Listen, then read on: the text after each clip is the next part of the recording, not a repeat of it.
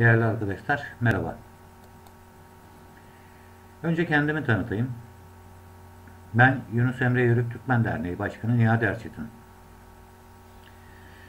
Derneğimiz 2016 yılında kuruldu.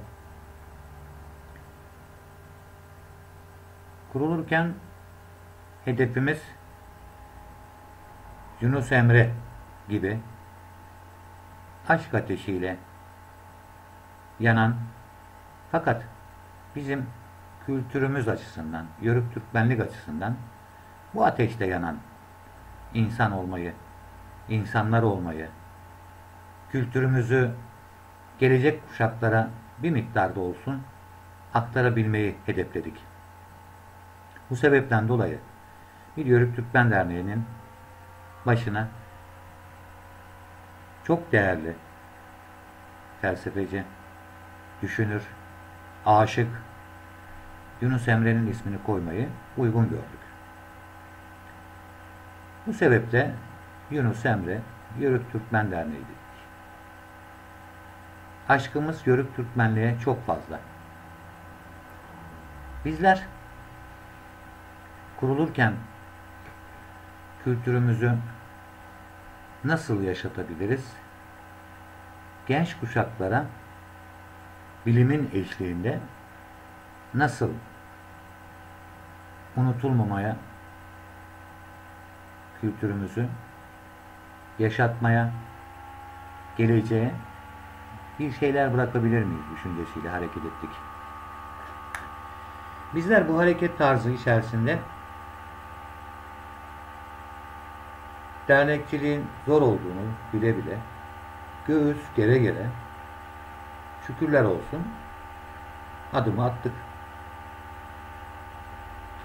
İzmir Gazemir ilçesinde kuruldu derneğimiz. Şu anda 113 tane dernek üyemiz var. Fakat derneği kurduktan sonra felsefemizin en önemli noktası şu oldu. Bizler için bilim olmazsa olmazımız akademisyenler artı görsel, yani bizler yaşantı, yaşadıklarımız, bunun ikisini birleştirerekten kültür emaresini ortaya çıkartmak istedik. Bizler kültürü bilim artı görsel eşittir kültür felsefesiyle yürütüyoruz. Başlangıcımızda zorluklarla karşılaşsak dahi yılmadan, usanmadan ana amacımız kültürü gösterirken de bir sivil toplum kuruluşu olaraktan gerçek değerleri bir sivil toplum kuruluşunun yapısını oluşturmakta. Bizler çoğu sivil toplum kuruluşlarından farklı, gerçekten tüzel kişiliği olan biz Dernekler Masası, İzmir İl Dernekler Müdürlüğü'ne, valiliğe, valilikten Dernekler Genel Müdürlüğü'ne, Dernekler Genel Müdürlüğü'nden İçişleri Bakanlığı'na, İçişleri Bakanlığı'ndan birlikte Cumhurbaşkanlığı makamına bağlı bir kuruluşuz. Bu vesileyle bir yönde resmi bir kuruluşuz. Resmi kuruluşlar ikiye ayrılıyor. Kamu yararına çalışan diyerekten. Halbuki resmi kurumlar kamu yararına çalışan diye ayrılmaktan ziyade sonuçta kamu yararına çalışıyoruz. Bazı eksiklikler halükarda var düzene girmesi için. Bunlar zamanla, ileriki zamanlarda oluşabilecek düzenlemelerin getirilebileceği bir fikirdelikte oluşabilir. Fakat biz dernekçiliğe başlarken ilk önce çevremizdeki, bizim kültürümüzde haşır neşir olan Yörük Türkmen camiasıyla birlikte hareket etmek istedik. Açıldığımız yıl ilk işimiz, dediğim gibi bilimin de eşliğiyle Ege Üniversitesi'ndeki genç akademisyenlerimizin bize vermiş oldukları destek ve bizden istemiş oldukları yardımla birlikte İzmir.com diye bir fantastik grupla birlikte Tepekule Kongre Merkezi'nde 2 gün süren kültürümüze 180 derece zıt Amerikan ve Japon çizgi film kahramanlarının benliğine bürünmüş bir gençliğimizle Yörük Türkmen kültürünü tanıtmak, buluşturmak, o gençlerle bizde de var yapısıyla bir şeyleri göstermek istedik. Gösterirken bu uygulamanın içerisine üniversiteden genç akademisyenlerimiz bilhassa destek verdiler. Masalcı genç akademisyenimiz, edebiyatçı genç akademisyenlerimiz, bunun yanında aşığımız. Burada etkinliği yaparken çadırımızı kurduk. Çadırın içerisinde Ege Üniversitesi'nin gene destekleriyle Tömer'den, yurt dışından gelen öğrencilerimizle bir elbiselerle, bir dambrayla, bir çocuk masallarımızla, Tepegöz'le, aşığımızın destanlarımızla, savaş aletlerimizle ve gene bilimin eşliğinde bizde de var sergisiyle çocuklarımıza örnek açısından söylemek isterim. Noel Baba, bizde de Ayaz Ata.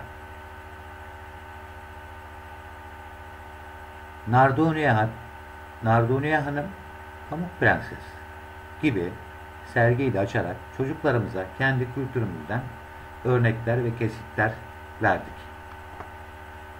Fakat verilirken örnekler ve kesitler çok üzücü yapılara sahip olduk. Genç bir çocuğumuz, ben yörüğüm ama bana yörüklüğü anlatır mısınız diye geldiğinde dilimizin döndüğü kadar anlattık. Çocuğun söylediği kelime şu: abi ben arkadaşlarımı da getirebilir miyim? Bizim beklediğimiz 3 arkadaş, 5 arkadaş. Çocuk arkasına takmış 17 arkadaş. Şimdi gençlerimiz o kadar çok ihtiyacı var ki genç akademisyenlerimiz sorularla bunaldılar. Ayran ikramında bulunduk. Kımız ikramında bulunduk. Ayranımızı çocuklar içtiği zaman abi bunu nasıl yapıyorsunuz?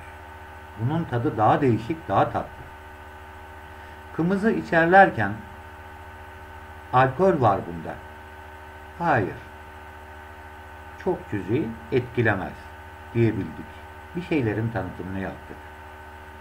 Bizim için çok verimli, çok güçlü bir etkinliğimiz oluşmuş oldu.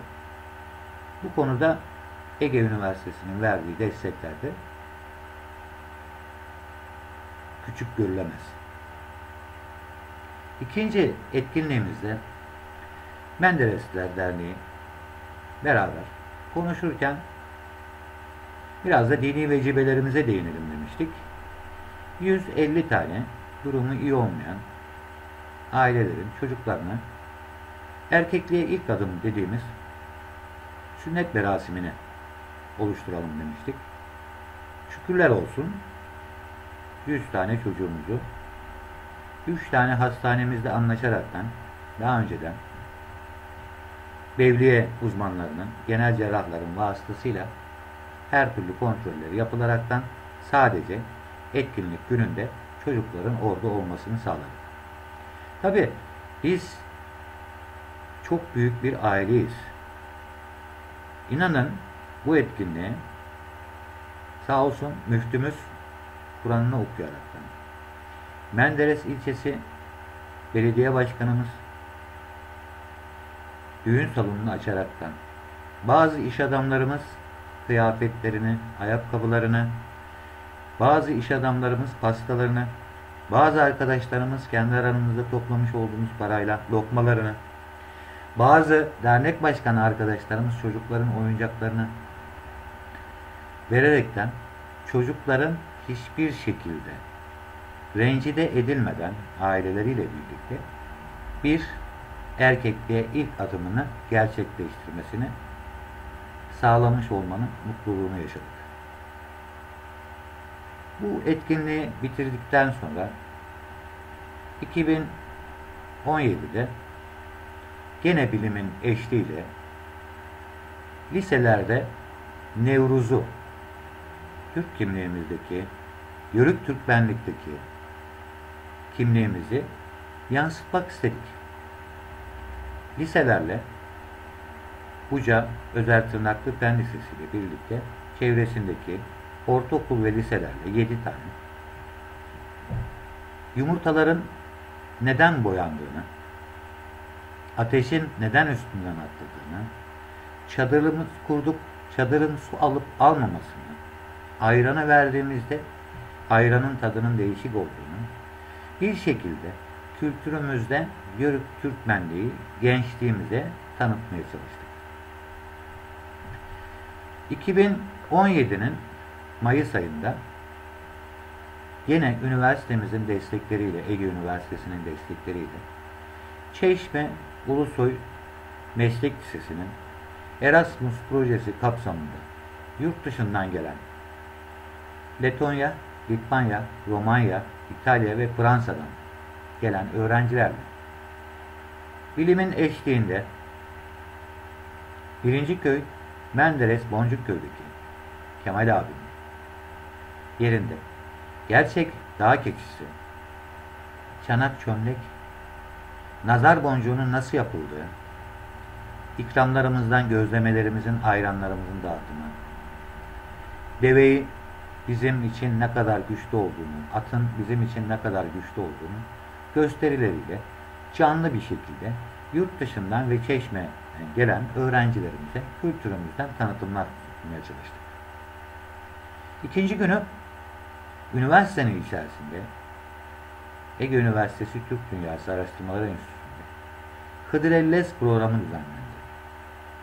Çadırımızı oraya kurduk. Yurt dışından gelen, öğretim gören öğrencilerimizle, üniversite öğrencilerimiz ve Erasmus projesi kapsamındaki gelen öğrencilerimizin birlikte kaynaşmasına şahit olduk. Hıdrellez'i hep beraber Bahar Bayramı'nı kutlamanın mutluluğunu yaşadık.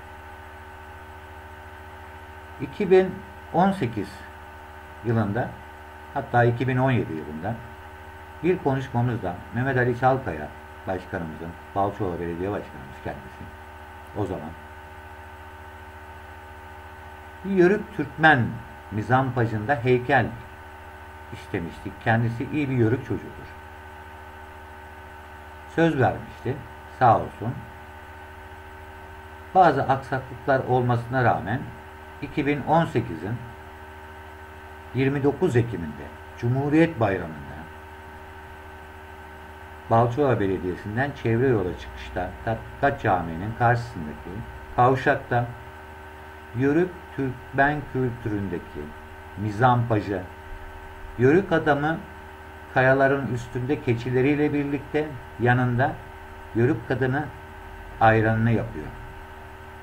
Bu mizampajda bir heykel açılışını İzmir'de ilk defa Yörük Türkmen mizampajı adı altında gerçekleştirmenin gururunu yaşadık. Kendilerine binlerce kez teşekkürlerimizi bir borç biliriz.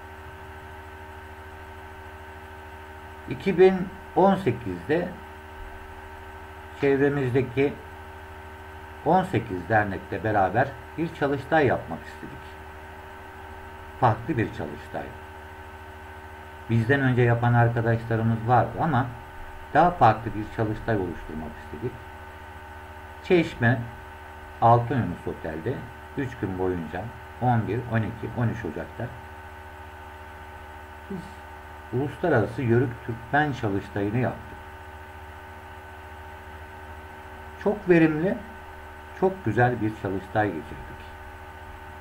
Bu çalıştaya katılan illerden yurt dışından gelen akademisyenlerimiz, aynı şekilde dernek başkanlarımız, birlikte kaynaşmanın, birlikte neler yapılabileceğinin ve bilhassa bu çalıştayın ana amacı sivil toplum kuruluşu, bilhassa Yörük Türkmen derneklerimizin kurumsallaşma kimliğini elde etmelerini amaçlamıştık. Amacımıza bir miktarda olsa ulaştık. Çalıştayımızı bitirdikten sonra İzmir'de çok büyük bir eksikliğin olduğunu hissettirdiler arkadaşlar. Neden? Gündoğdu Meydanı'nda siz etkinlik yapmıyorsunuz. Hep dağda bayırda yapıyorsunuz. Şehir merkezinde de oturan dünya kadar Yörük Türkmenler var. Bunlar dağa bayıra gitme imkanları olmuyor. Şehir merkezinde bunu gösterme imkanınız olur mu dediler. Sağ olsunlar Çalıştay'da 5 tane üniversitemiz destek vermişti. Ege Üniversitesi, Katip Çelebi Üniversitesi, Demokrasi Üniversitesi, Yaşar Üniversitesi ve Ekonomi Üniversitesi.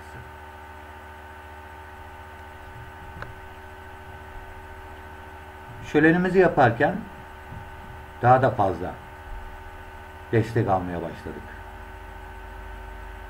Gene 5 tane üniversitemiz, 3 Kamu Üniversitesi, 2 Vakıf Üniversitesi, bunun üstüne üstlük bir de İl Milli Eğitim Müdürlüğümüz girmiş oldu. Eğitim standardı içerisinde.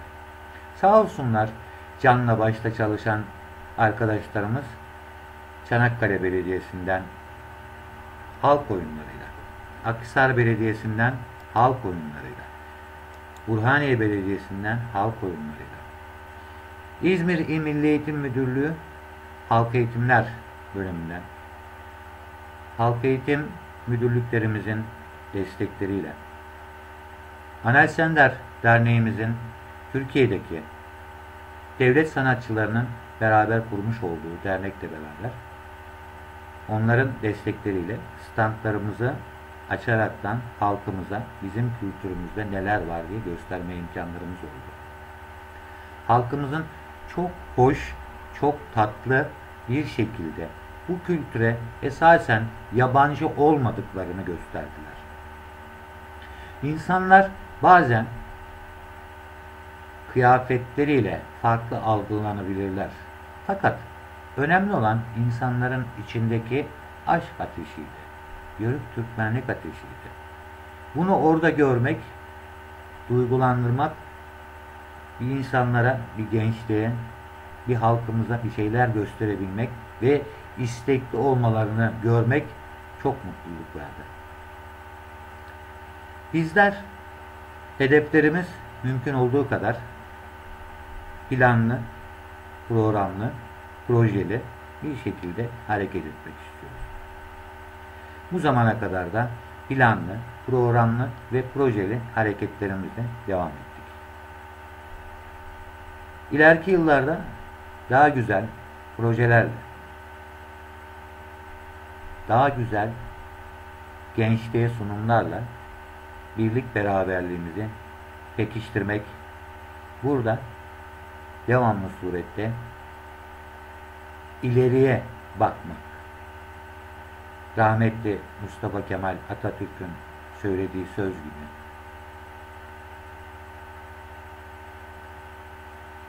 göklere bakmak istikbalimizin en büyük etkisi olacaktır. Biz ileriye bakalım. Yaşantımızda gençliğimize neler verebiliriz onları düşünelim. Bu yayın şu an için bu kadar. Beni dinlediğiniz ve seyrettiğiniz için teşekkür ederiz. Derneğimiz hakkında bilgi almak istiyorsanız web sitemiz var. Derneğimizin web sitesinden belirli bir şekilde hedeflenen projelerimiz, hedeflenmiş ve yapılmış gerçekleşen projelerimizi resimleriyle, konuşmalarıyla seyredip dinleyebilirsiniz. Bizler her zaman söylediğimiz gibi çok büyük bir aileyiz. Saygılarımla.